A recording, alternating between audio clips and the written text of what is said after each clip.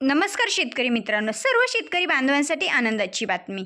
तर शेतकरी मित्रांनो, तुम्ही वाट पाहत असलेला खरीप पीक विमा 2024चं वाटप हे लवकरच शेतकरी बांधवांच्या खात्यामध्ये जमा होणार आहे। तर मग ते नक्की केव्हा जमा होणार आहे, कोणकोणत्या जिल्ह्यातील शेतकरी बांधवांच्या खात्यामध्ये जमा होणार आहे आणि महत्त्वाचं म्हणजे कोणत्या जिल्ह्यातील किती शेतकरी बांधव खरीप पीक विमा 2024साठी पात्र आहेत, या सर्वांबद्दलची अपडेट आपण आजच्या व्हिडिओमध्ये जाणून घेणार आहोत। तर शेतकरी मित्रांनो, व्हिडिओ सुरू करण्यापूर्वी आपल्या यूट्यूब चॅनलवरती नवीनच असाल, पहिल्यांदाच आले असाल तर नक्कीच सबस्क्राईब करा, जेणेकरून शेती संबंधित अशाच नवनवीन अपडेट आम्ही तुम्हा सर्वांकरिता घेऊन येत असतो। चला तर मग मित्रांनो, व्हिडिओला सुरुवात करूया। जाणून घेऊया कोणत्या जिल्ह्यातील किती शेतकरी बांधव हे खरीप पीक विमा 2024साठी पात्र आहेत। तर शेतकरी मित्रांनो, सर्वात अगोदर जळगाव जिल्ह्याचा जर आपण विचार केला तर जळगाव जिल्ह्यामध्ये एकूण 75,850 शेतकरी बांधव हे खरीप पीक विमा 2024साठी पात्र आहेत। त्यानंतर सोलापूर जिल्ह्याचा विचार केला तर सोलापूर जिल्ह्यामध्ये 1,43,591 शेतकरी बांधव पात्र असून लवकरच शेतकरी बांधवांच्या खात्यामध्ये पीक विम्याची रक्कम ही जमा होईल मित्रांनो। त्यानंतर पुढील महत्त्वाचा जिल्हा आहे तो म्हणजे जालना जिल्हा। जालना जिल्ह्याचा विचार केला तर जालना जिल्ह्यामध्ये एकूण 1,00,000 शेतकरी बांधव हे खरीप पीक विमा 2024साठी पात्र आहेत।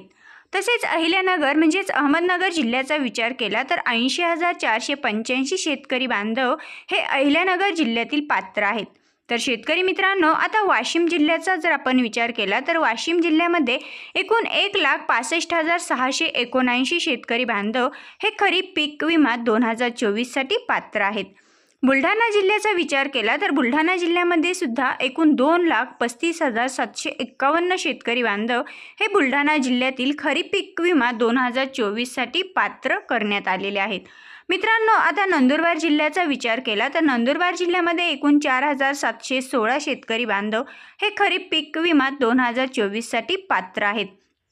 त्यानंतर सांगली जिल्ह्याचा विचार करता सांगली जिल्ह्यामध्ये एकूण 98,372 शेतकरी बांधव हे खरीप पीक विमा 2024साठी पात्र आहेत। मित्रांनो, आता यानंतरचा महत्त्वाचा जिल्हा आहे तो म्हणजे यवतमाळ जिल्हा। यवतमाळ जिल्ह्याचा विचार केला तर 3,94,607 शेतकरी बांधव हे यवतमाळ जिल्ह्यामध्ये पीक विमा 2024साठी पात्र आहेत।